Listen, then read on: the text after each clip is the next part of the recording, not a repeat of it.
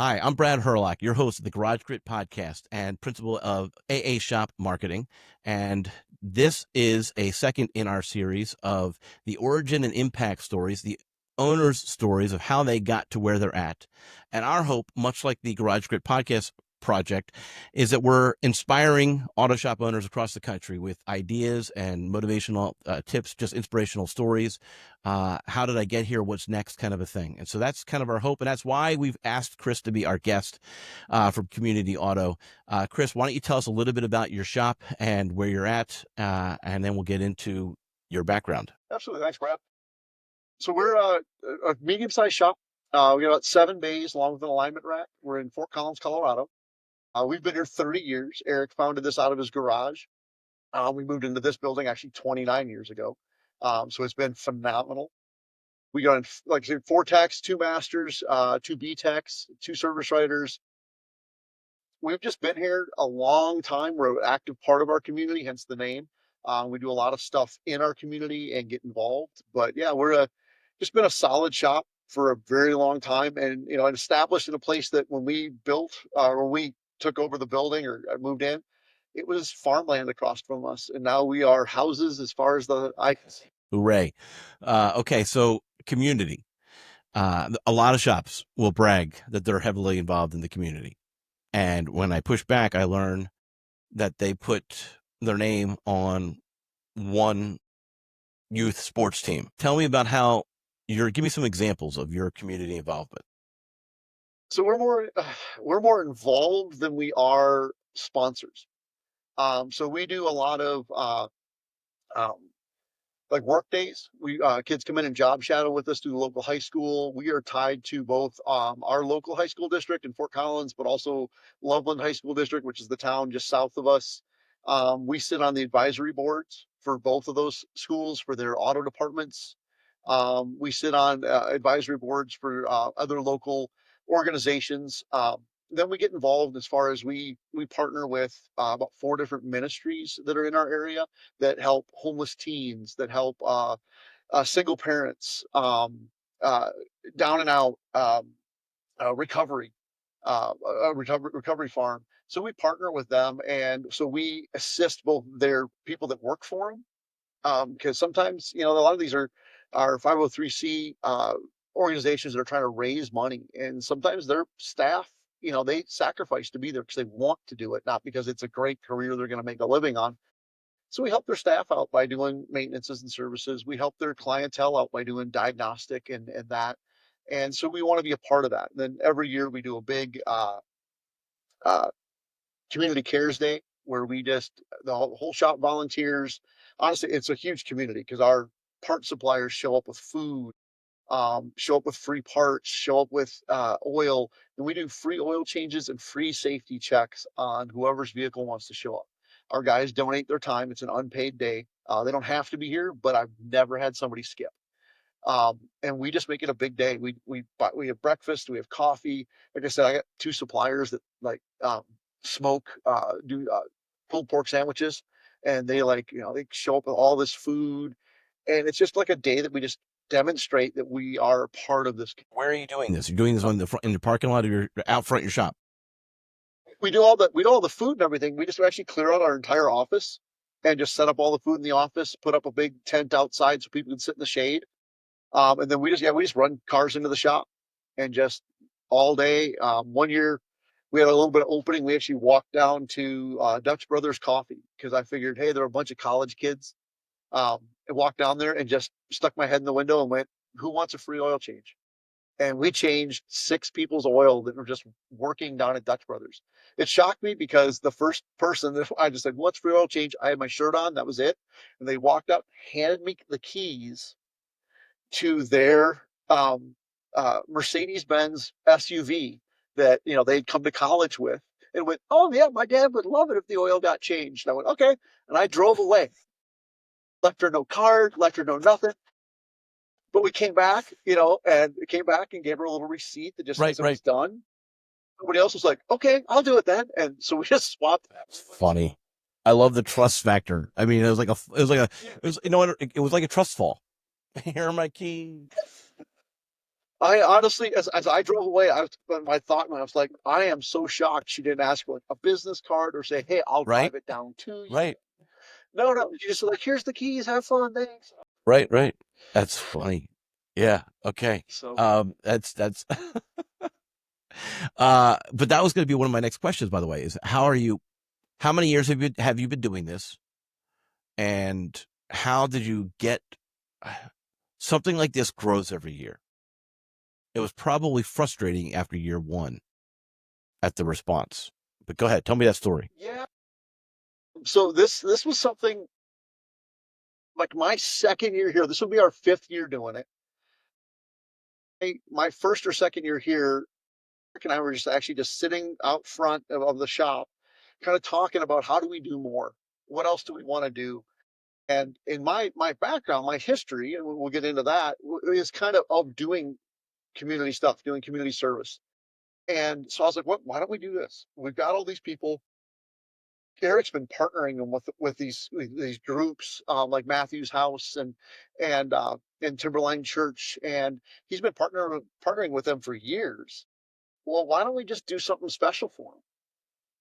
And why don't we just do it, make it a day? Let's get instead of it just being like, let's write them a check, which is great. They need the money, but instead of let's write them a check, let's do something physically tangible, an act of service, and allow our team to do it. So it's not like you and I wrote a check. This is the entire team being active. And it's cool because you do watch it grow. And we had a lady bring her car in. Clearly, she either backed into something or somebody hit her. The back bumper was kind of hanging off. It was all dented in. And one of the guys, while they were doing it, he just gets out his tools and he starts popping her bumper back out and he puts it all back on and he gets it all laid out for her. And it didn't say anything to her. We just fixed it. And I didn't ask him to. I walk out there and see him doing it. And he's like, oh, I just want it to look better. Took the tape off of it, resecured it, put new fasteners in it, backed it out. And the lady was just like, her kid was standing there watching us do it. And he was like waiting. And as soon as we started backing out, he goes, Mom, Mom, Mom, you got to see your car. And he was all excited about it. It was like, but for me, it was cool because my tech just out of, to me, out of learning my example, he learned, hey, if I can do something extra for him, I'm going to do it. And he did it with no prompting, no asking, no nothing. It was just like, I'm going to be a good person. I'm going to help them Yeah. out. And so that's kind of how it got started. And it just got started by, and then we do. Now I want to ask a tough question. Have you had any callbacks with from a community day? Do you want to admit that? I don't know. Like, I mean, someone didn't put the cap back on. By the way, my radio doesn't work now that you changed Well, or something like that, or like maybe they didn't actually put the filter on tight enough, and now it's I have not. No. In 5 years, we have not had anything like that. Uh, so yeah. So thankfully, yeah. That would be a horrible thing to be like, oh, you didn't put my filter on. I don't need a motor.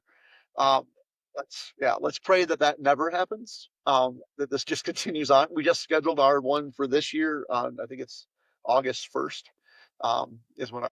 all right. So the how you got when people have tried when shop owners try to do community type events at their shop or around their shop, they often struggle with getting attendance.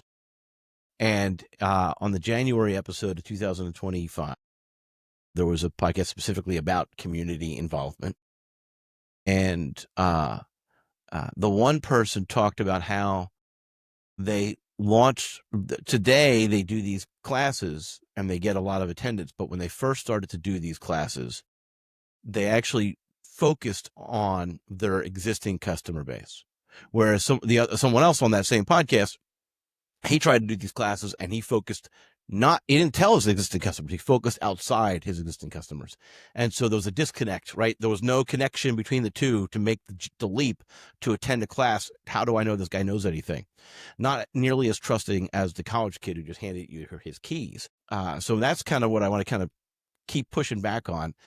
You're saying that the success, even in year one, was a result of you having connections to multiple organizations with whom you made multiple announcements about this day.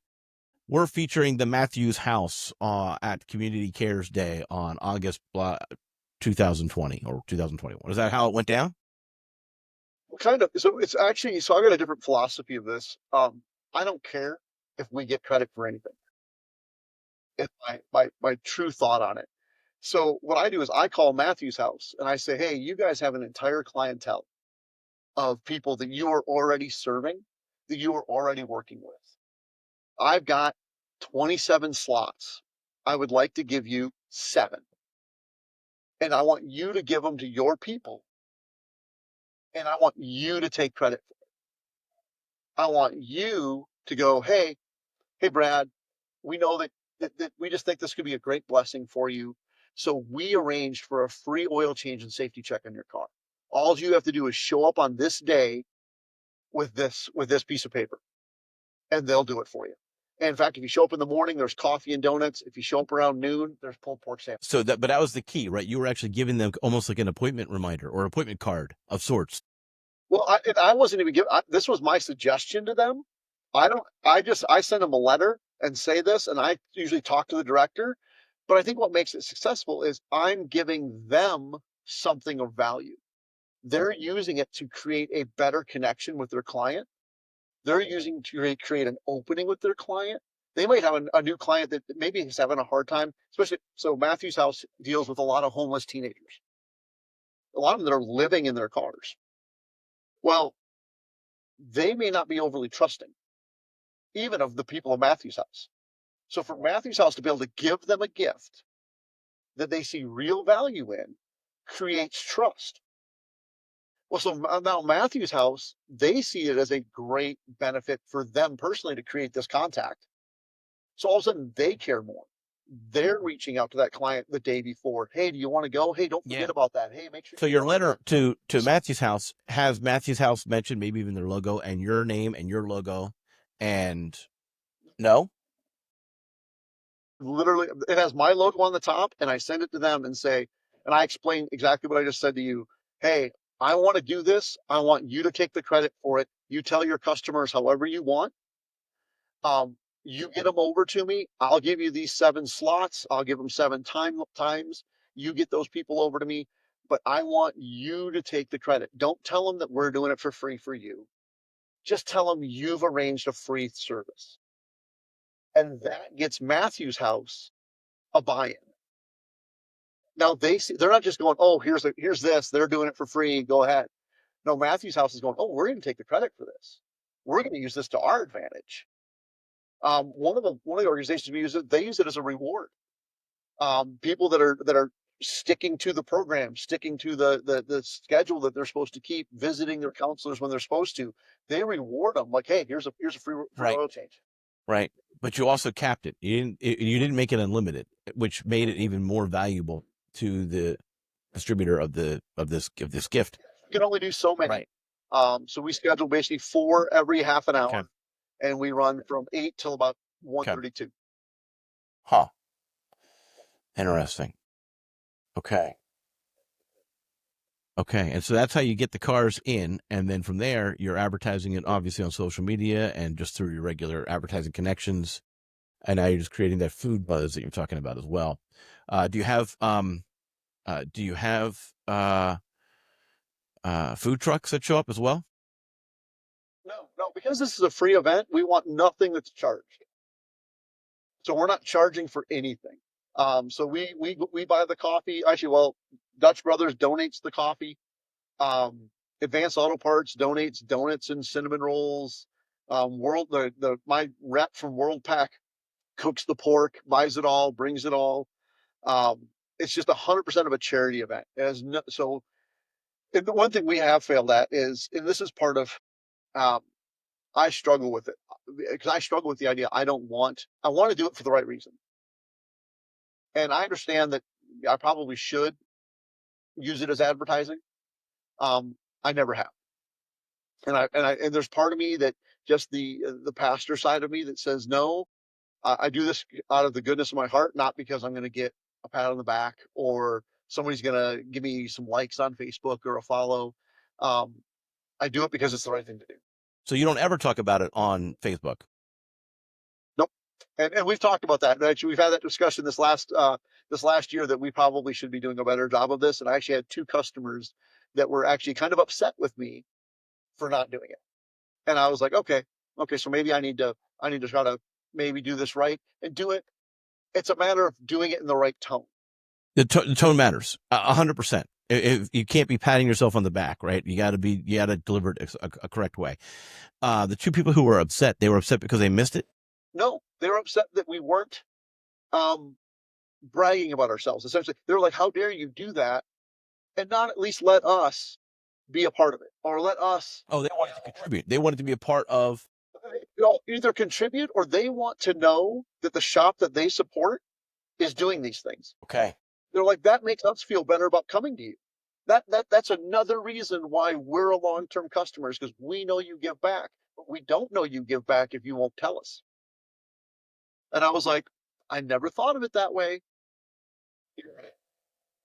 And so it's one of those things. I apologized. I was like, we'll do better. We'll figure it out. We'll take pictures. One of the ideas that you could consider, and I don't know if this is right. I'm just taking it in and I'm processing it. So give me a moment, right, while I process it. But um, you mentioned how you kind of are partnering up with several other organizations like Matthew's House during this process. Uh, when you're talking about your community care day on Facebook, why don't you spend most of your time talking about and you rotate through the Matthew houses? Uh, and so you're making it about them. This is what they're doing. This is why it matters. This is why we love our friends at Matthew's House. All right. Well, then my job here is done. Thank you for listening. So, okay. All right. Well, good. Well, I'm glad to maybe have helped process that, and see if it's a fit. But it might be a way to deflect, but still let the community know. What other things are you doing? So we named that's a big one, right? That's a big event. Um, on just a regular basis. In this year, it's in August, right? So there's a lot of planning up to that point. But what about the other months? What about May? What about April? What about September? What are you guys doing? I think that's where it's just like, it's not necessarily a specific. That's the only real one like solid thing that we are every year we do the same event. The rest of it is just being, and I think this is part of being a community. You're not a neighbor once a year. You're a neighbor every day. I see my neighbor across the street from me. I don't necessarily see him every day, depending on work shifts, but we see each other. We walk across the street, we talk, we laugh, we joke, we invite each other over. We help I shovel one of my neighbors goes away part of the year. The snowbird goes down to Arizona. I shovel his walk while he's gone, because it's just part of being part of the neighbor. And it's the same thing with community.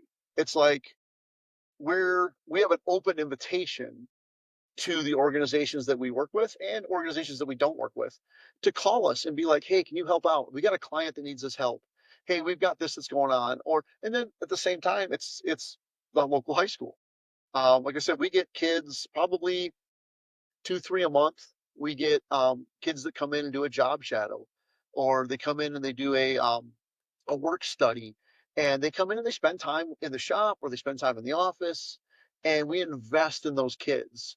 We go and sit in these advisory boards and sit and talk with the kids and talk with the teachers.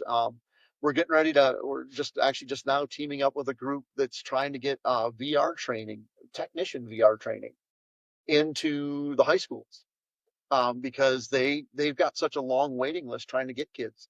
And so I'm going to have a meeting with him here in the next couple of weeks, and we're going to see what it's going to take to do that, to maybe give more opportunities for kids to learn. And it's like a day in, day out. How do we take care of our people? How do we take care of the community? And it goes the other side is like, we make sure our guys have got time off. We make sure that um, one of a we have a I have a creed that I have everybody sign in order to come to work for me. It's 2 pages long, and it says, "This is what your commitment is, and this is what our commitment is," and it puts it in writing. And one of the first things on there is, "I will always see you as a human being more than I'll ever see you as an employee," because they care, and that's part of being the community. Because now they're better people in their own community. They're better fathers, better mothers, better husbands and wives. they're able to invest in their family and their community. We support what they want them to want to support. Okay. So there are employees who bring, this is the community thing that I'm doing. Do you want to be a part of it? Yeah, great. Um, and your customer is not wrong in that they want to work with shops that don't just have it in the name, but actually are in the community. And so you talked about how you're going to post on Community Cares Day. What about these other things? I think we're actually just in the process of this, of as I'm becoming more and more involved in different aspects, I'm stepping more away from the front desk to be to be as you know to work more on the company rather than in the company. And that's where I'm kind of stepping in and trying to be like, okay, I need to be more active in our marketing. I need to be more active in our social media. I need to be more so that we're actually really capitalizing on and appropriately talking about what we are and where we are, and what makes us different and why you would want to bring your vehicle to us. And so we're just starting that within the last 2 months. I have just been kind of working towards that, trying to make some changes, trying to step into some different rules. And so we'll see how that works out. I've got a lot of gray hair to be trying to figure out social media. So Well, that's why you punt and you have someone else figure it out. But even still, like, it's not actually a complete punt. It's, as you pointed out, you're not the one doing it, but you're still the CEO. yep, yeah, and I want to be driving. So I think that's important. But yeah. All right. So how do we get here? You mentioned earlier about a past experience that kind of had you, kind of has impacted your approach. Why don't you give me a little bit of backstory? And should we do it in reverse, or should we do it from the beginning? What do you think is Makes more sense coming from the beginning. Well, kind of starts out. I was born at a really young age. okay? Congratulations. Yeah, yeah, thank you. Uh, so, but I grew up in a small town in Wisconsin, and so I'm going to give you the really really short version of this part of my life, but it really developed a lot in mine. So I was just kind of an awkward kid, and I decided I wanted to find a way to fit in, and so my idea was to drink. Yeah. And so Like how many millions of other teenagers yesterday? yeah, but at Right. 14, unfortunately, I also knew how to drive. And at 14 years old, Yeah. I was drinking pretty good, and I stole my dad's car and tried to take a foreign exchange student girl that we'd kind of started dating. Tried to take her home, and I unfortunately rolled that car, and she passed away. And so that was kind of my defining moment of my childhood, I'd say. Um, I was a pretty messed up kid. I attempted suicide a couple of times.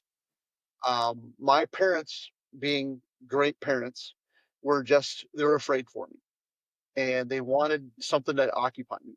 So they took me to a guy's house, Gary Hughes, wonderful man, passed away a couple of years back now, um, and basically made me Gary's little shop hand. And I did whatever I wanted. Gary fixed cars on the weekends, and I just did exactly what Gary. So it wasn't a business of his; it was a weekend hobby. Weekend hobby. He was a truck driver. He drove truck with my dad. My dad drove semi over the road, and I just fixed whatever I was told to fix. We did brakes, we did power steering. I got to play around and work a little bit on a 68 442. I helped put an engine in a 71 GTO. But it was just like, and honestly, I look back and go, I don't know what I was doing. I was just doing what I was told. Tighten those bolts. I was small enough I could get Right. under the car without a jack, and it was just like tighten those down, and it was just stuff like that. And then his wife, um, just kind of, unbeknownst to me, Beth, just spent her time praying for me and caring for me. And she just paid attention to me. And so that was kind of my introduction to auto. Well, that led to one of the guys we fixed a car from was from a local church. And I always say he tricked me into going. He introduced me to a couple of pretty girls at the church. And I was 15 years old at this time. So I ended up at church. Um, Through that, she ended up meeting my wife through a couple of different ties.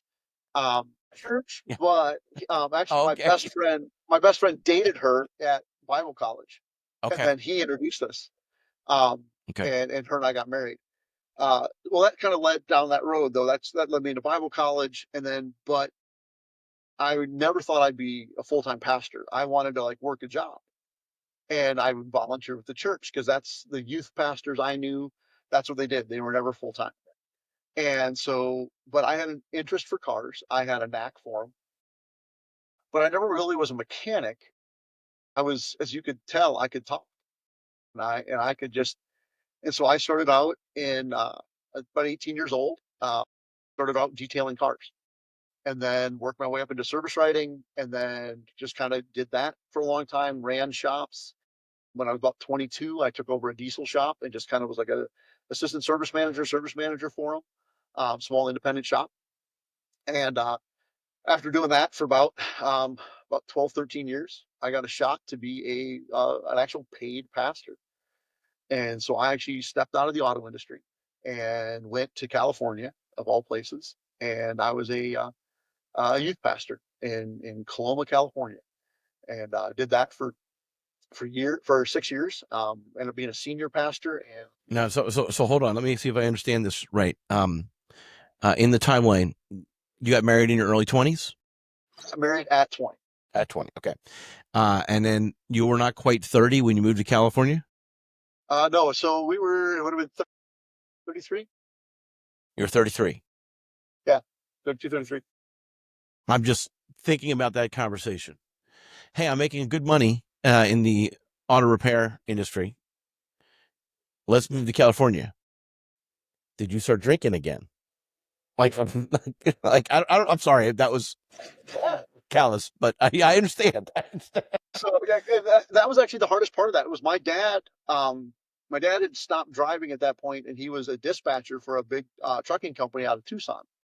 And I was running a diesel repair shop here in Fort Collins.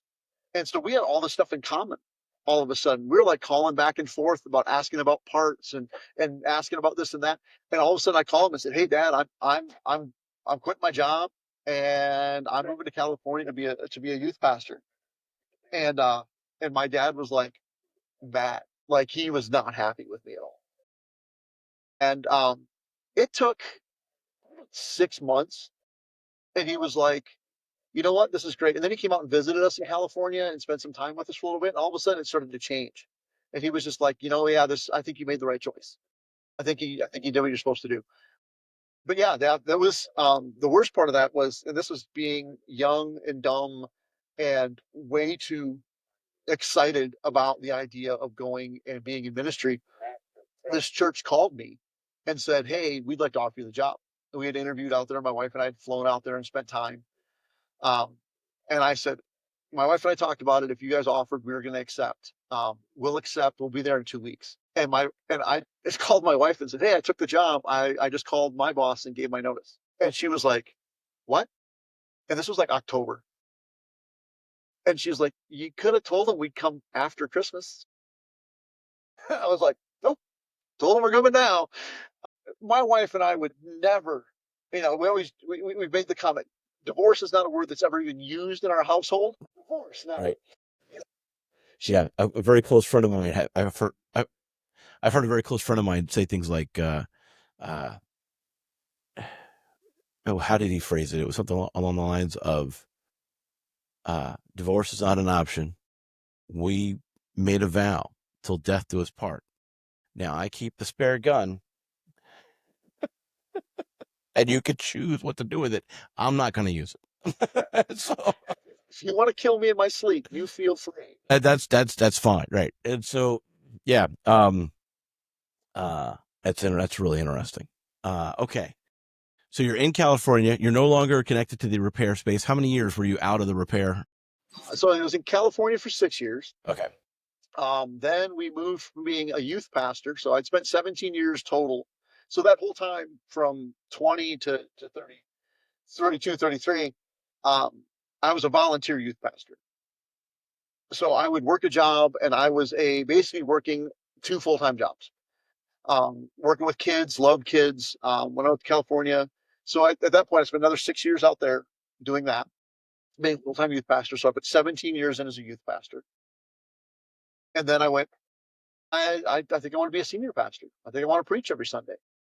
And so I left California, moved to Mitchell, Nebraska, which is a tiny little town on the far western edge of Nebraska, 14, 15 miles outside of the Wyoming border, uh, and took over a small little church and became a small town pastor.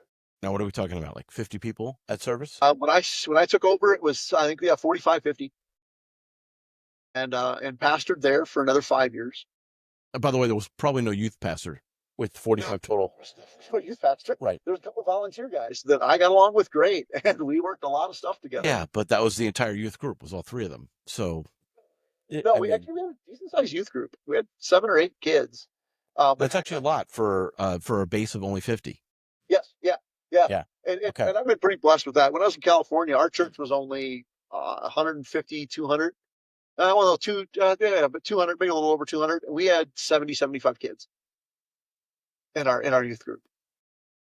Yeah, so we did a really good job of reaching our community. I think that's where, like, even just the idea of being in the community. Even when I was a pastor, I've coached wrestling, I've coached football, baseball, track, just to be in there. I actually, kind of a cool thing of being involved in when I ended up in California. Never would have expected it, but worked with a program called Every 15 Minutes, and they do drinking and driving with teenagers, and they learned my story. And so I used to go and speak at high schools and tell my entire story in great detail, to a bunch of high school kids and to their parents and to local officials, and talk about, you know, what the reality of this is, and just to be involved in the community. Became a police chaplain because of that. Spent a lot of time with some CHP officers and with some sheriff's officers. I got to learn a lot, but just being involved. And that's kind of why this is so important to me.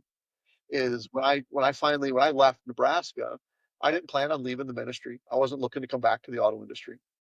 I was actually just coming back to Colorado because my wife wanted to be closer to her family. And so we came back and we were looking for a church and couldn't find one to save my life. I could barely even get an interview, and and I had no idea why. I really believed that God had a plan, and now even more so, I know that God had a plan. Yeah. It wasn't the plan I wanted, and I Yeah. was not happy about it. Uh, Yeah. but um, went to work for a local, like the local Ford dealer, and um, really cemented the fact that I don't want to be in the auto industry. It was such I'm sorry, you had a bad experience working at a dealership? horrible experience. I Okay, I what's have my worked at dealers yeah. over my career. I've been at 3, 4 different dealers, and I've Right. never lasted more than a year. Yeah. And there's just something about the environment that just doesn't fit me. And so I was actually again applying at churches, and I was looking. We were even talking about moving, um, maybe a little bit, just to try to find a place to go. And I worked with a young lady named Megan at Ford, and she was there for a little bit, and again, same experience I did, but she came in after me and just worked in the desk next to me as another service writer. And I just did everything I could to help her, and we became good friends. Well, she left and she came to community auto. And about 2 months later, she called me and said, "Hey, they're looking for a service manager. I think you should come up and talk to Eric." And I was like, "Okay." I mean, I definitely want out of here. I don't know what else to do. I'm applying at churches in Colorado Springs, which is, 3 hours south, 3, 4 hours south of me. And my wife doesn't want to move that far because her parents live here. She grew up here. My wife grew up in Loveland. We live 2 miles from her childhood home. Uh, and so she loves that. And her whole family's there. Her mom, her dad, her sister, all of our nieces and nephews, all live in the city. I I find that interesting, but also I understand it. I joke about how I really pulled my wife away from her family. We live 7 or 8 miles from where they all live. But they all live within like a mile of each other, or they did, right? That was their thing. It's actually it's a little bit different now, but when we first got married, that's what it was. They were all within like a mile or two, maybe. Yeah. my wife is the first one, and really that I know of in her family that has lived out of state. Well, that was the other thing was we're across the state line, and so we're so far. Wow. How dare you? Anyway, so but some people that's what they love that, right? That's what they want to have that connection, not just to the soil, to the earth, but also to their family, right? And so, and it is nice. Her parents are still around? Yeah, yeah, yeah. And so it's nice to be around them. But 2.5 miles from us. Yeah. Her sister's another maybe mile and a half, 2 miles from us. Um, Work at that point. yeah, It's yeah. nice. Yeah. And all of their her sister's got 5 kids, and they all live within 15 miles. I think most of them are right there. One son moved to the neighboring town, and he's like 15 minutes away. So yeah. So everybody, and all we've got 3 kids, and all 3 of our kids live really close. So it's really nice. And then one granddaughter. So that's I know we're never moving now. Yeah, because we had a grandkid. Yes. Oh, sorry. Did I hear you right? You have a grandkid now. Yes, yeah, I got a granddaughter. And how old's the granddaughter? She turns 3 in June or July. 3 in Yeah. July. And so she definitely runs our life. So I think she's making all major decisions when it comes. Yeah. Yeah. That's been my observation that the relationship with that a healthy relationship between a grandparent and a grandchild is, I don't know. There's probably books written about it, and if there isn't, there should be, because it's really, from a psychology standpoint, I think it's fascinating. My parents, I remember seeing them interact with my niece when I was in my 20s, and I was like, oh, I mean, I was okay. I had already moved out, but I realized I was of no consequence anymore, right? Like it was, it was all about, the grandkids. God bless them. That was awesome. I thought that was a good thing. Yeah, I think I always tell my kids I thought I knew what love was when I had kids, and then I had a granddaughter. Yeah, I'm not sure I love them at all because she is so much more important. Oh, that's awesome. And because I sort of get that. From like a basic, yes. My son turned 10 last week, and or was it 2 weeks ago now? 2 weeks ago, and yeah, uh I understand that. I understand that he can't possibly understand love until he has his own children. And if you're telling me that I can't possibly understand love until he has children, okay. It just ramps it up. It's really weird. It also helps you're in a different place in life, and it does help you can send them home. I'm just saying, like end of the night, it's like here's your mom. See you later. All right, well, let's get back to the origin story. Let's get back on track. So, all right, so Megan brings you in. Does Megan still work for community? Yeah. So Eric and I started talking. Well, Eric and I have very similar philosophies. As far as like we're here, not we're not. We're, yes, you have to make money. Yes, it's a business. But what is your top priority? And for me, what Eric said to me that really kind of swung it to me, he goes, "Hey, I've never been a pastor. I've never ran a ministry. But to me, my ministry is that I can help people. And the way I can help people is I know how to fix their car. And I can do it fair and I can do it right." And I was like, okay. And so then when I came in, Eric's like, "Hey, how do you want to treat this? I want your stamp on this too, even just as a service manager." He was like, "How do you want this? I want this to run the way you see. I want to see your philosophy in this." And so I started treating it like my staff is the people that I minister to. That's my ministry. My ministry is taking care of my staff. And I've got a slightly different philosophy in business. And kind of how I see it is a lot of major businesses. You've got the business and you've got the customer, right? And the business's prime goal is to take care of that customer. And so the way they do that is they run over the employee to take care of the customer. And in the auto industry, I see it all the time. We wear out our technicians because we will abuse them to take care of the customer. We will we will take advantage of them to take care of the customer. We will cut their hours to take care of the customer. We will undercharge and not pay the tech to take care of the customer. Whatever it is. we always kind of dump it on them. And I see it differently. I see it as and I don't have three hands, so I can't do this right, but it's me, the employee, and the customer. If I take care of the employee, they'll take care of the customer will take care of the company. I'll take care of the employee.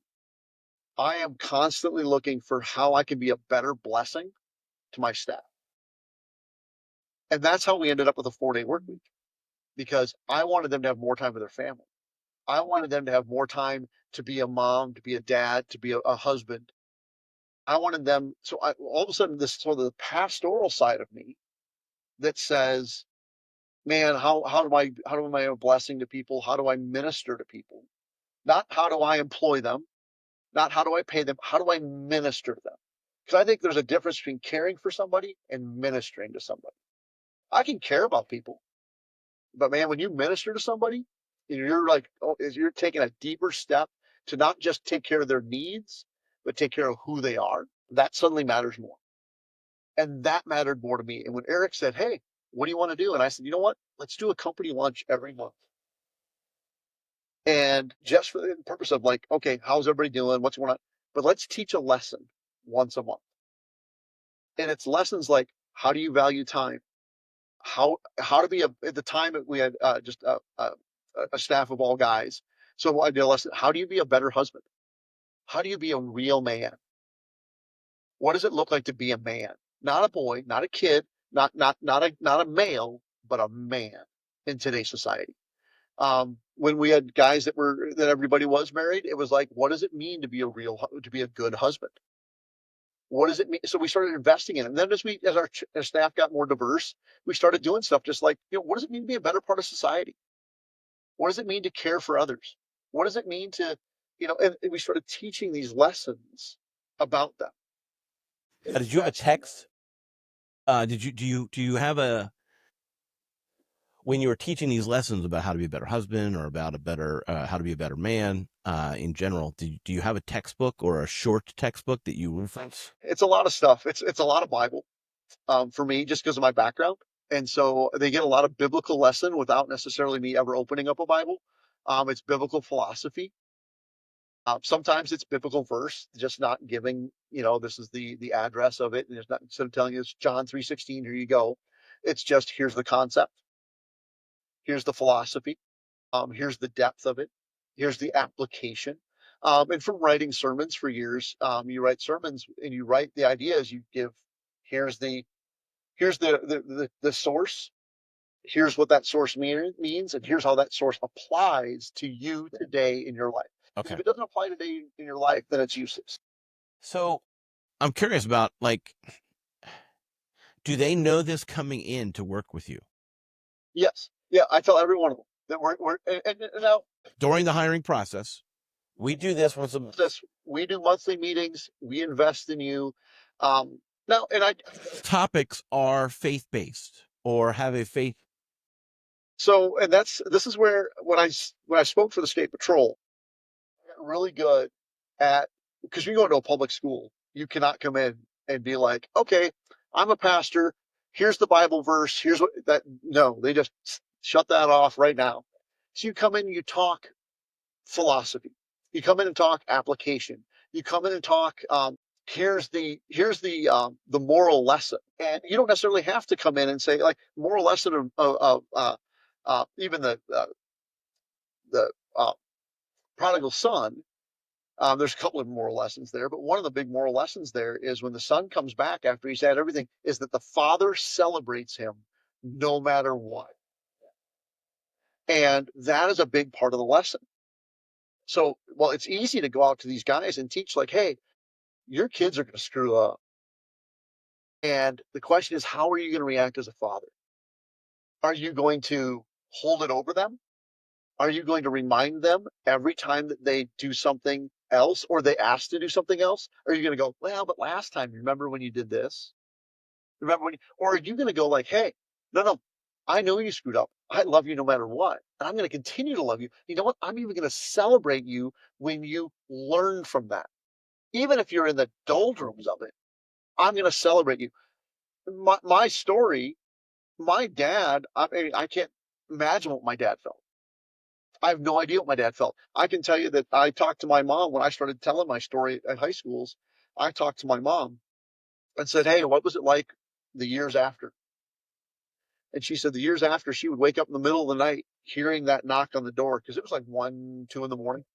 And the police officer came to my mom and dad's door, knocked on the door, and said, "Your son's been in a car accident. He's in the hospital." And that haunted my mom. And I'm sure my dad, being my dad, knowing my dad, old school Marine, my dad probably wanted to throttle me in the moment.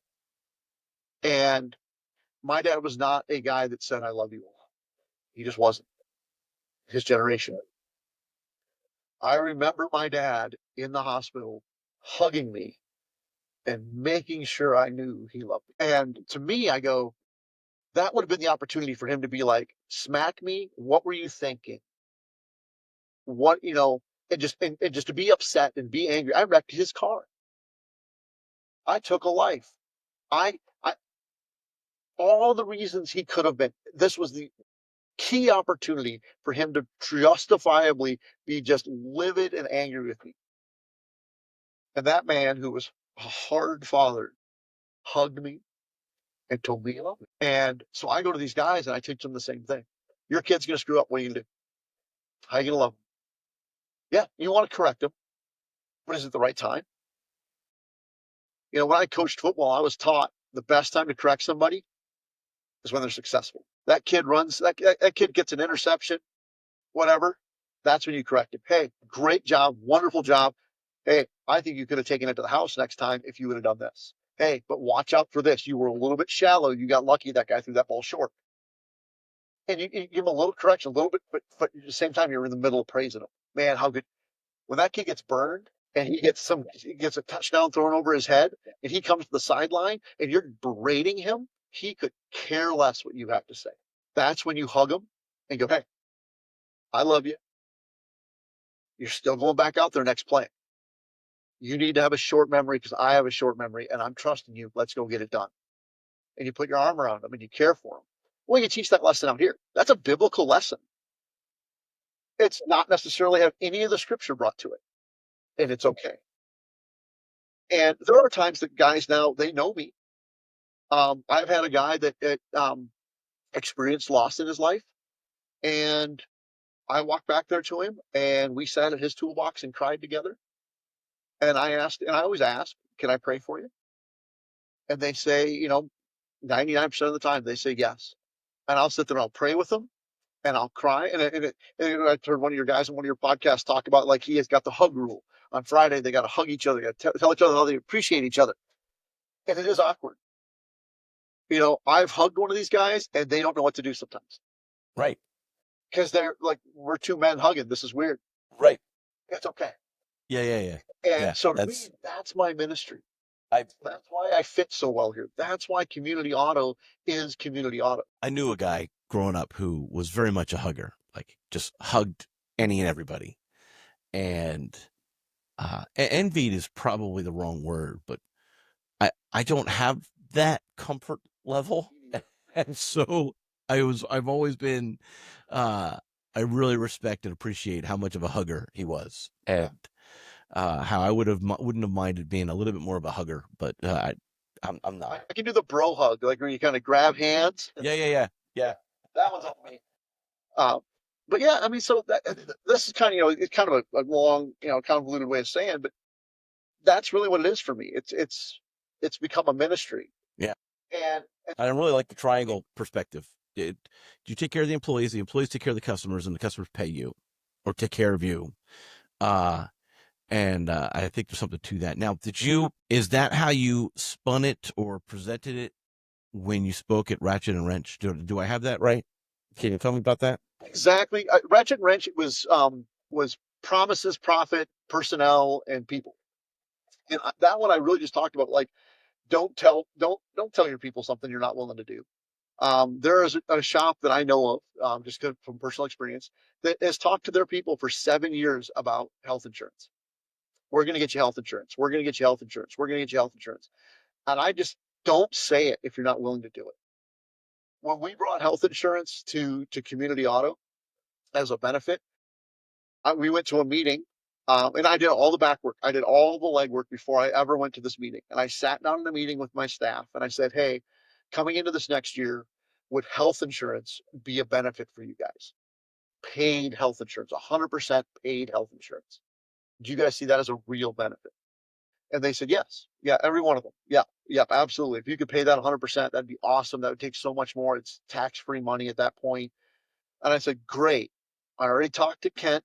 He's our insurance guy. He'll be here next Tuesday to sign all of you up. And if they would have said no, I'd have just called Kent and said, don't bother coming. But I wasn't going to even make the offer if I wasn't ready to to keep the promise.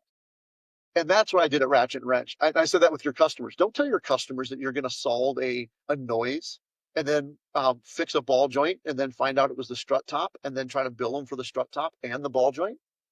That you lied to them. Because admit you made a mistake. We thought it was the ball joint. It wasn't the ball joint. It's the strut top. You do need to pay for the strut top, but you're not paying for the ball joint because that did not fix your problem. Yeah, well, I guarantee you some of those in the audience heard that as you don't have to charge for everything that you do, or you shouldn't charge for everything you do. But that's actually not what you were saying.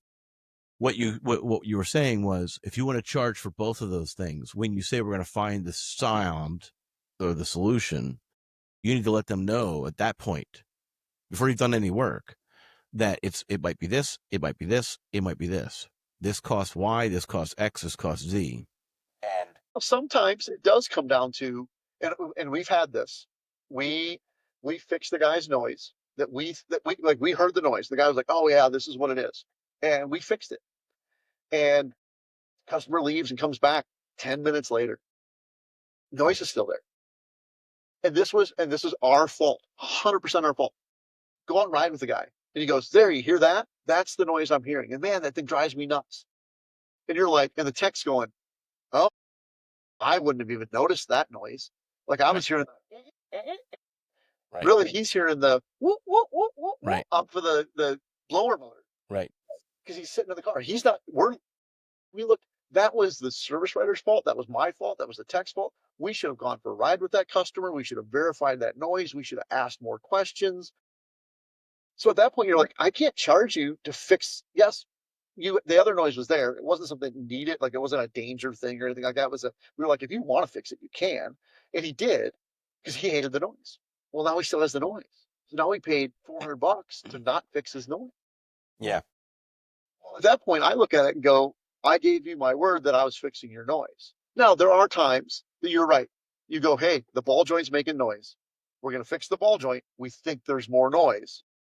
We're going to drive it again. Oh, you do need a strut. Oh, well, you do need, and we're going to continue on. So, but if you just say, this is your noise, we're fixing it, you better fix it. And doing the right thing costs money. What's the title of that presentation again? It was promises. And I can't remember the order. It was personnel, people, along that lines. Yeah. I've got it somewhere on my computer. I can probably pull up the slideshow I had for it. Um, but it was all about integrity. We'll see if we could find it online somewhere and link to it in the show notes. It was a good talk about just like how do you treat your employees, and it's both ways. It's how do you treat your customers, the promises you make to your customers. And that comes down to like even promise times and being in contact with people. There's a reason we're very specific when we promise things. We don't promise generalities because if you tell somebody I'll be done this afternoon and you're done at 1 o'clock, that's afternoon. Or did you mean we'll be done at 5:30? So be specific, be honest with them, and be honest. I have no problem calling a customer at 2 o'clock going, hey, we're running behind. You're going to be tomorrow. Is that okay? But because I found every time that I'm the one calling them, it's almost never a problem. When they're calling me at 4:35 and going, hey, is my vehicle done? Oh, by the way, we're running behind. But we promised to stay in contact with them. We said it when they left. Hey, we'll be in contact with you. We'll update you throughout the day. Did you? If you did, then there's no reason for them to be calling. Right. If you didn't, Beat now them they're to it. calling. The A lot key. of that. So even my customers, it's a ministry. I've got that's part of being a part of the community again. Why I am here. Like I said, I was ready to leave the auto industry, and here 5 years later, I'm the managing partner of Community Auto. Um, and a couple years away from being a 100% owner on my own. And So I'm gonna interrupt. Back up a little bit. How many years between you being the service manager to being a managing partner? um, 3 months. a year. 1 year. Okay. Yeah, it was like, and this was, you and I were kind of chit chatting beforehand about succession plans, and I think Eric was kind of looking, but really didn't know. And then a year of working together, Eric went, I think you fit. You fit my philosophy. You fit. And for me, I always say, Eric built this train. I'm just driving it down the track. I want to honor his legacy. And if you find somebody to come into your shop that has the same philosophy that you have, has the same mentality you have, has the same attitude you have, and that's the kind of person you want to pass on to, a person that's going to honor your legacy, not just somebody who's going to pay you, but somebody that's really going to care. Rick wants to know that when one of his customers from, like, we've had customers that have been here 25 years, 25 out of the 30 years they have been with us. They want to walk in, and Eric wants to know that they're treated the same as when he stood there. He wants to know that they're being talked to, that they're being cared for, that even if they only come in, we got a couple customers, they come in once a year for an oil change. They drive their vehicle maybe 80 miles, 1,000 miles. They don't drive it all, but they want once a year, they want an oil change, they want it checked over. Well, they need to be just as valued as the guy that spends 20 grand a year on his fleet vehicle. And that's what Eric wanted. And so I think that when we met and we kind of started doing this, and he was like, and I had the because of my ministry experience of organizing this stuff, and that's where even our community cares day. That's just like another youth event. So I'm used to organizing that stuff. I'm used to putting it together. I know how to talk to charities because I've been the guy that's been on the other side, running the charity, having people call me and and figuring it out. And because of that, um, we're just able to really mesh together, and that made a big difference to be able to say, hey, this is how we're going to care. Okay. Huh. So I'm curious, where are you going with this business? Where are you going with the shop? What's next? That's I'm just at that point of figuring. That's kind of the whole, like, we need to start being more online. One of the things we've never done, we've never advertised other than like Google. Um, we don't do advertising. Maybe, well, that's a true. I think we do one or two flyers a year, but those go out to most of our existing customers. We've never really had this strived like, oh, let's expand, let's grow. And I would have told you before Ratchet and Wrench, I was like, I don't ever want another shop. I don't care about being bigger. I don't care about any of that. And a guy at Ratchet and Wrench, I can't remember his name, uh, but he comes up and he goes, so we talked about this whole philosophy. We probably spent a couple hours talking. And he says, you never want another one. He goes, okay. He goes, so you really enjoy, like, changing the lives of the 6 people that work for you? I'm like, yep, absolutely. He goes, what if it could be 12? You don't think the other 6 are worth it? And I looked at him, and my actual reaction was, shut up. I'm not happy. I didn't want to think about this. I was good not thinking about it, you know, and and I still am. I don't know. Um, I want to see us grow. I want to actually, um, I want each and every one of my goals right now is I got a couple of employees that don't own their own house. Um, that's what we're figuring out. We're going to figure out what it's going to take. How can we participate more to get them into home ownership? Uh, how can we get where we've got a financial program we put them through? How can we get them make sure all debt is gone, that they can live their best life? How can we build them up and teach them how to retire, how to, plan for that? So right now, my future goal, my short term immediate goal is to really invest in the staff that I have right now. I do think our community is uh, stable enough and large enough that we could grow. Um, we could expand. Now we don't own our shop. We lease the building we're in, uh, but we do have 2 extra bays that we don't currently utilize. We actually sublet them off to a guy that details cars. Uh, but we could potentially move into there eventually one day. I don't know if that'll happen or when it will happen. But there's also part of me that's not my focus. Okay. It's one of those things. If it happens, absolutely, I will embrace it and I will run with it. Yeah. But right now, I really want to just make sure that my guys are taken care of, that they are. the best equipped they can be to be the people that they need to be, the husbands, the wives, the moms, the dads that they need to be. That's great. I've talked to other shop owners where they're talking about they sit down with their employees and work through vision boards, 5-year plans and 1-year plans and those types of things. And then he says he holds them to account and he's okay. You said you wanted to be here. We made a plan. How you doing? Right. And so, but how you get there might be a little bit different for each person or each shop. But the idea that we're not just cogs in a wheel, that we're actually actively involved in the lives of our team members, and they are involved in the lives of their customers. Yeah, that's a really good spot to hone in on and to kind of think about. Are you involved? Do you have a business or a shop coach right now? I don't. No. And have you ever been a part of a peer group or coaching group? Nope. Okay. Have you ever helped someone else with their shop and grow their shop? So you've kind of been the coach. I don't know. You probably didn't get paid for it. It was probably just volunteer helping your neighbor It was out. just a buddy of mine. Right. Right. Okay. Yeah. Well, that Denver. So he's an hour away from me. Okay. We worked together years ago, and he's actually At community or at the dealership? no, at dealerships. He's actually he did really well. He was at dealerships for years, and he decided to step out into his own, and he just started calling and going, "Hey, how do you do this? Hey, how do you do that?" And I was like, "Great." And then his opening day, I drove down there I was going to buy him lunch and just tour his shop, and we ended up spending 4 or 5 hours together. And then we have since then we've coached, and we just kind of talk through stuff, and I help him kind of arrange stuff and give him contacts and help him build, and so yeah, so I've been able to coach him a little bit. I've done it for some other business owners, just in other businesses, um, just on like just the mentality of, and that's even before I was here, even when I was pastoring, just because I always joke my mom was an economics teacher, and I think that brought more into my life than anything else, because I love numbers, and in the concept of business is pretty basic for me, pretty simple for me, and so I'm able to like really just kind of look into it and see it and see where it needs to go, and so I've been able to sit down with some other friends of mine that have owned companies and been like, let's give guidance. How are we going to do this? How are we going to build that?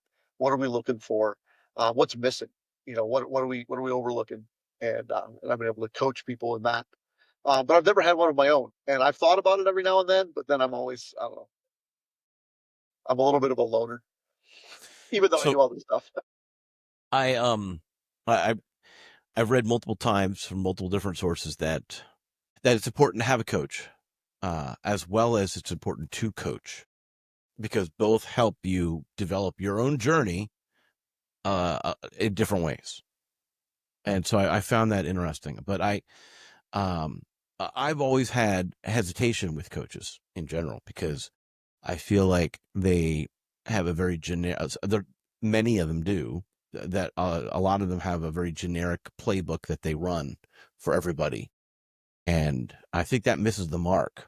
I think people like yourself or myself benefit from a coach who is more specific and more, okay, here's what you're doing. Okay, let's fine tune it. Like I've said this on the podcast before, use this example where, a professional baseball player has a batting coach.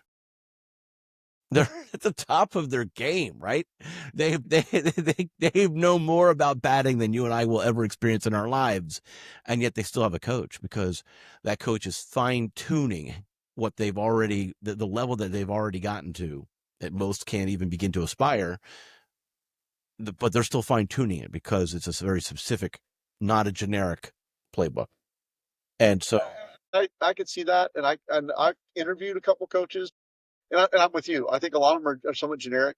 A lot of them are all about how are you going to grow your company? How are you getting those missed sales? How are you? So, and that's not necessarily my philosophy. Is I hire service advisors. We advise people, if I ever heard one of my service advisors high pressure sale or even fear sale, well, if you don't do those breaks, you could potentially, you're done. You can go work somewhere else, um, especially after training. Obviously, the first couple of weeks, and they're just trying to figure it out, and this is what they were taught, but not anymore. You don't fear sell. I've had people say like, "Oh man, your brakes are like 2 millimeters. If you don't do them, what if you get in a car accident and hurt somebody?" And I was like, "What did you just say?" No, that's not true. And so let's have a talk here. Let's advise them. Like, let's advise them. Let's let them know. Like, you can go a little ways. You don't want to go a long ways. You could cause more damage, which would cause you more money. And we don't want that. You could cause problems. There is potential, but we're not just like all of a sudden, what if you killed somebody? Come on, that's ridiculous. So I've got a different philosophy of it. So I've talked to a couple coaches because I was advised in the same way, like you should have one. Okay, I'll look into it. All of them were a lot of sales. I want to, so if I do find a coach, I need to find someone that's more about like, oh, hey, how do you engage your community better? How do you engage your people better? How do you drive? Because to me, you know, sales come if you do everything with integrity and you do everything with the right motive and you do everything with just that high level of responsibility, sales will come. I don't need to pressure sale people. I think we've proved that our company has grown year after year after year. We've been here 30 years and we're still experiencing some of our best growth. Well, listen, I might be a little biased here. There is one other piece to that integrity formula that you just gave. Um, and some would call it marketing, but but I'll simplify it and say visibility. And so, because if nobody knows that you offer this integrity, then you're not going to sell anything. Like you need to be out there, and you need to have a customer base. Like you came into with what Eric had already built. So that's something, that's a starting point, right? To build that integrity on, or to continue that integrity on is a better way to say it for your situation. The, uh, but that's, so you have to understand, and this is where the generic playbook doesn't necessarily work. You've got to look at the specifics of, like, each shop. There's a lot of similarities. There's a lot of, mantras or expressions, but each shop is a little bit different in what their particular needs are.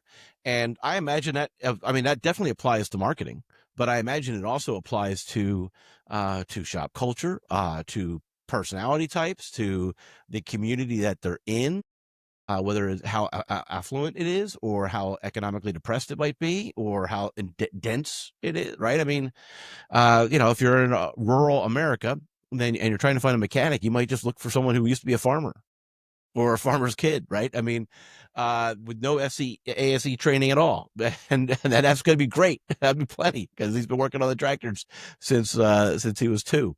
Um, so, like I said, every situation, like, you've got to approach it. You can have a framework, and then you adjust the framework for that particular shop. I think there's a lot of wisdom in being able to say, this is what I'm not good at. Like I don't need help crunching numbers. I don't need help with bookkeeping. What I need, and I admit, I need help with engagement on social media. I need help with like, because to get over myself to be like, what does it take to really reach the next community, the Right. next, where should I be reaching out? Because a lot of times, and I admit, I look at it a lot of times and go, man, do I want to pay for advertising in this? Where I don't think I'm gonna. To me, I go, well, I could bonus my guys out of that instead. And I'm like, but at some point you can't. You need to spend the money to bring them in. And that's where I wholeheartedly admit that's kind of where I'm at. That's the reason I'm taking these steps to be like more involved in my marketing, taking on some more of that. We've actually in the last couple of weeks, I think I've met with every one of my, or not quite. I think I have 2 more today. All my vendors of like that do CRM for me, that do a rewards plan for me, that do, and I'm trying to meet with all of them and go, hey, what are we doing? What have we done? What should we be doing better? Um, but you're right, though. I probably should have a coach that's alongside me going, because it's real easy for me to just dismiss it, listen to it all and go, yeah, okay, we'll see. Um, and need probably have somebody to bounce it off of and go, okay, what's your opinion on this too? And you need to have somebody, and I believe this in my Christian life. I've had, mentors so coaches by a different name, that always had permission to let me know I was a moron. And if you don't give that person the right to tell you that you're a moron, then you're wasting their time and you're wasting your time. Because if I want a yes man, I mean I can go to anybody and get a yes man. I want somebody that's able to look at me and go, hey, you know that's a stupid decision, right? And you're being stupid with this. And I have to be mature enough to go, okay, like why? Explain it to me. Show me I'm wrong. And be open enough to hear it. And if I'm not open enough to hear it, then it's a waste of time. Well, and I think back to your creed, or your, how did you put it? The employee agreement that you have, where this is what you're going to be doing for them, and that's what you expect from them, like that creed in the beginning, right? Um, I don't know of any marketing companies that actually do that, but wouldn't that be interesting if you had a marketing company that came to you? Maybe AA Shop Marketing is going to be the first. I don't know. It had a open, like in the beginning of the agreement, it said we have the right to call you stupid. To call you, you're hiring us because you might not know marketing, and or because you're not living it every day, you don't necessarily know what is coming down the pipes, and we are paying attention to that, and that's why you're hiring us. So because we occasionally come across that, right, where we advise the customer to do the X, Y, and Z, and the reality is we're the digital marketing department for them, and they are still our CEO in that particular relationship. So ultimately they still get to make the final decision on what is, they're running the ship, as you pointed out, they're still steering that ship, but you do still need to trust your advisors at the same time. So it's a very it's a dual relationship. Has to go back and forth. It has to be. You have to be able to go back and forth. I think Yeah. back one of my favorite sports ever to coach is wrestling. One of the best sports there Oh, ever really? Okay. is wrestling. I spent most of my time coaching wrestling and coached some really top tier kids. Um, and I learned more coaching wrestling than I ever did wrestling because I also had to learn how to explain it.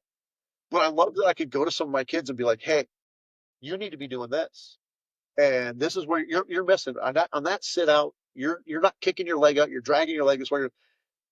And the kid go back, Coach, I can't. You don't understand. When he sets, he's putting his knee on top of my foot. I can't kick it out. And so I'm telling him he's wrong. He's telling me why he's not doing it. And so it's an open conversation. I said, okay, now let's work on that. Okay, what can we do to get your foot out of it? Mm, Let's tuck our foot. Let's go to an alternate start. Let's yeah. tuck our foot under. Now we can sit out. Oh, okay. And then it becomes a collaboration.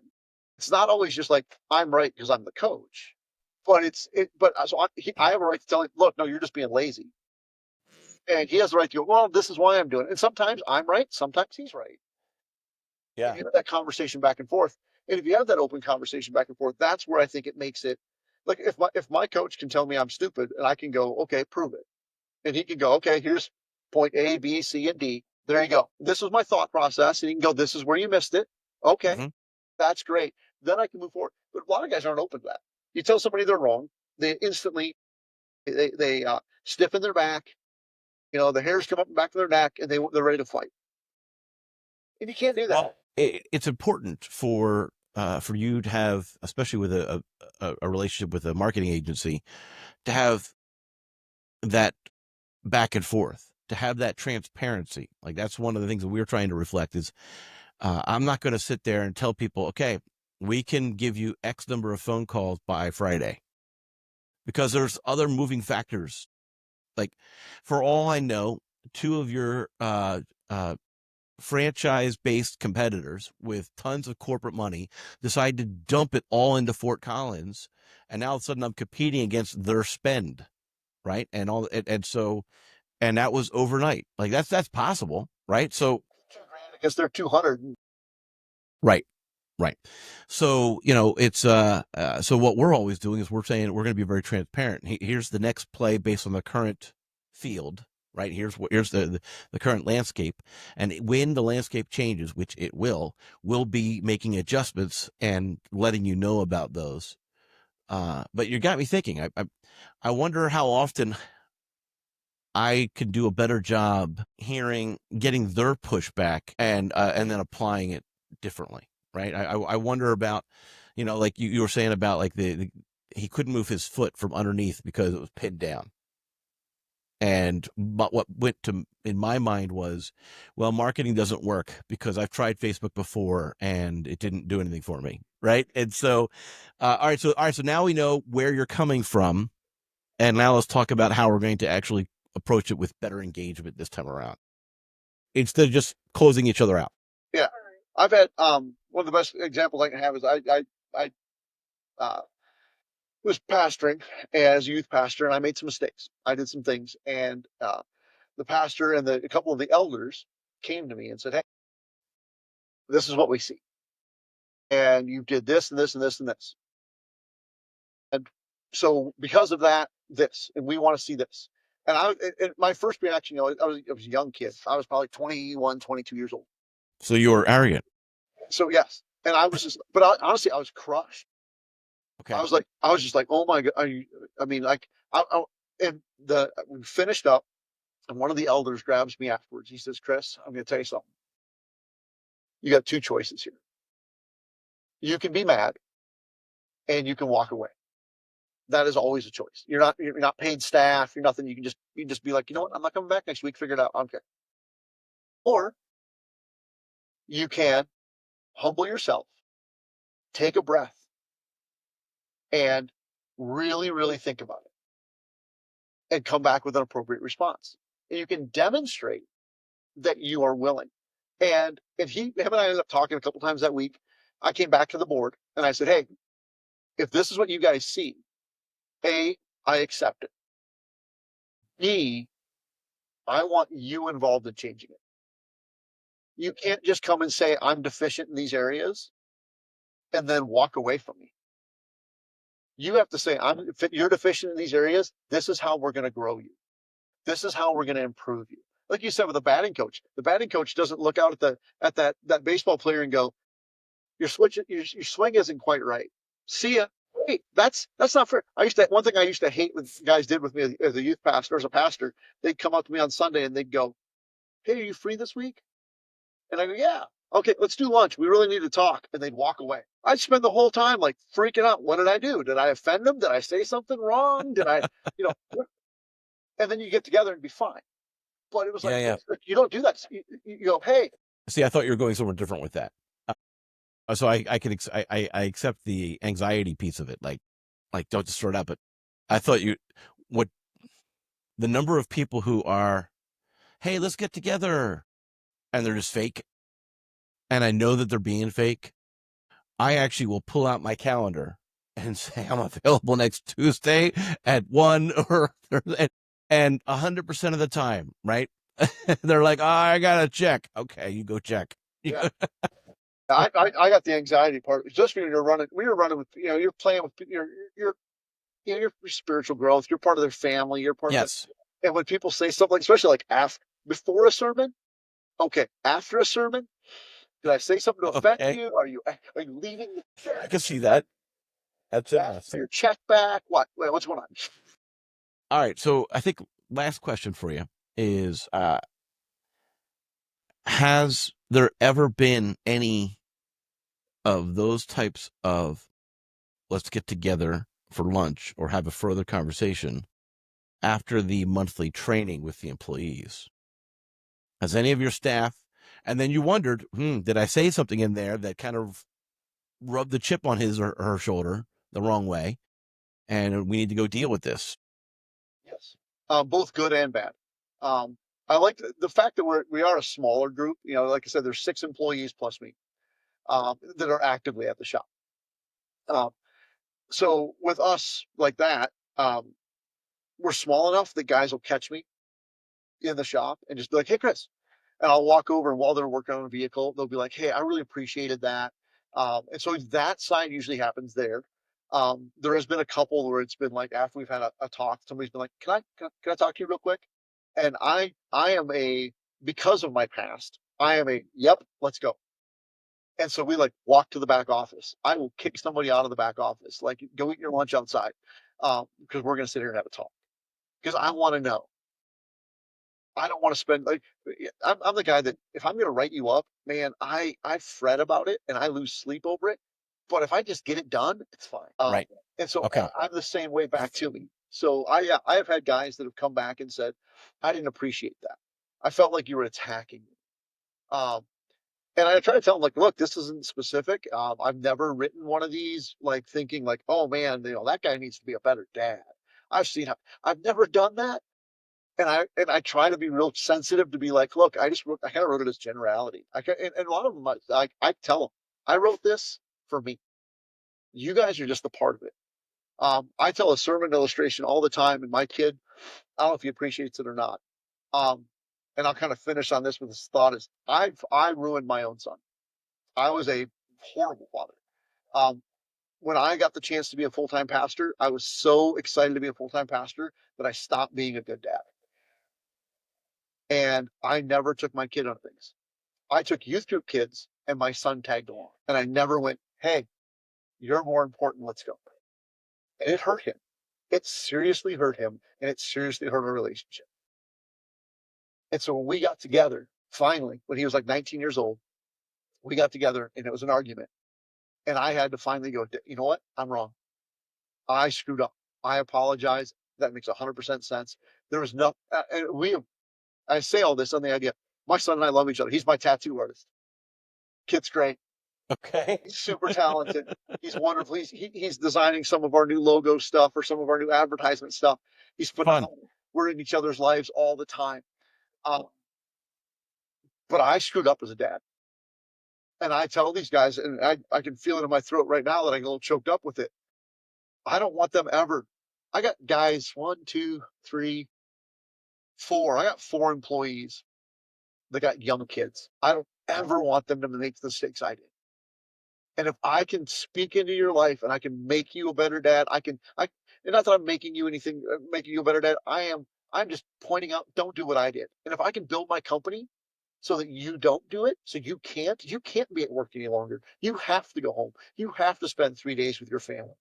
If I can force that upon you to make you spend more time with your family, because I know that's going to be greater Yeah. than a bigger paycheck, than thinking you've accomplished your goals. Isn't that the case? I mean, all right. So I was 20, maybe 19, and uh, we called him Uncle Ed, but he was just from the family, not really an uncle. And he took me aside and he said, promise me you will never sell cars. And I'm like, well, I'm looking for a job right now. I don't know what I'm going to do. No, promise me that you're never going to sell cars. And uh, he then explained in a little bit later that his son had just called home yesterday, and he didn't say hi, Dad. He just said, where's Mom? And it really hit home that when his son was home from school and growing up, he was at work selling cars. The other thing that's a challenge with our society, our culture, we're so focused on careers, we're so focused and I feel like we do an injustice to and I know I'll probably get pushback on this, but I feel like we do an injustice to women with such a focus on career. You can be an astronaut, you can be this, and yes, you can. That's amazing.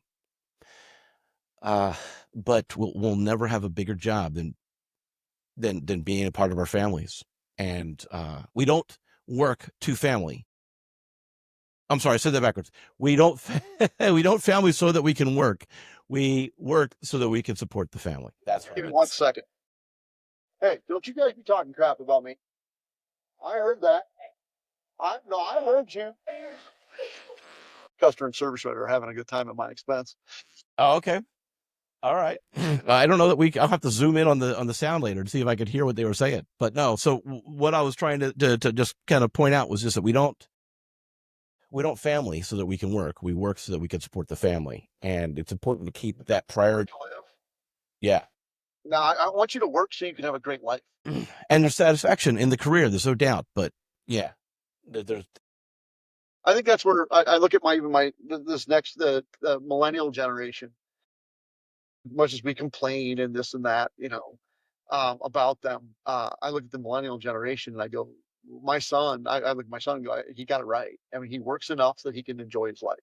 He doesn't slave away. He doesn't want to work 60, 80 hours a week like I did when he was growing up. He wants to work enough that he can pay all of his bills and enjoy to have some fun and be able to put money away so he can retire. But he also wants to make sure that he goes on hikes. You know, one thing I love, he takes his niece, my granddaughter, he takes her at least once a week and goes to the park and goes and buys ice cream and like literally leaves his phone at home and just goes and enjoys this little girl's life. How many lessons could be made by that alone is a great lesson for parents right there. I'm not sure I would have ever done that as a kid. And Yeah. I'm actually challenged as a grandpa because sometimes even when I'm with her, I've got my phone with me or something. No, This idea of like, no, we're going on. Yeah. Leave it in the car. 100%. I will be okay. You know, and I tell my wife, this is where I'm walking. If you absolutely need me, drive the road. You'll find not, you know, Yeah. she's not walking for 8 miles here. We're going on like a 2.5 mile walk, and I'm carrying her halfway. Yeah. We'll be fine. Yeah. Now I'm going to push back a little bit on the 80 hours or 60 hours of work thing. I think it's great the way you described your son's life. I think that's spot on. But I also think that somebody who is not yet started a family to be working 80 hours to stockpile a little bit so that they have a little bit more flexibility when it comes time is also a good thing, right? Like I come across, my nephew, I was like, work as many hours as you want. Do it. Absolutely. You're young. You actually don't need sleep yet. Like it doesn't, like you can just keep going. All right. Well, good. I would agree with that. It's like, but part of it is also just don't kill yourself doing it. Yes. You know, don't kill yourself doing it. Don't sacrifice. I love this again. My son's cousin, my nephew, they're 36 hours apart, and they're 20, turning 29 this year. Um, and they are of the idea of like he's getting to that point. He's like, hey, I've put in a lot. That kid works 60, 70, 80 hours a week in construction. And he's going, you know what? He's already told his boss. He goes, I'm coming up on 30. I'm coming up on 30. I want to invest in my wife. I want to have kids. And I tell you what, I ain't working those hours when I have on those things. I am never going to sacrifice them for you. And I appreciate that because I was more raised, you go to work and you work, and that's your job. You provide, mom will take care of the kids. And that's what we did. My wife was a stay-at-home mom.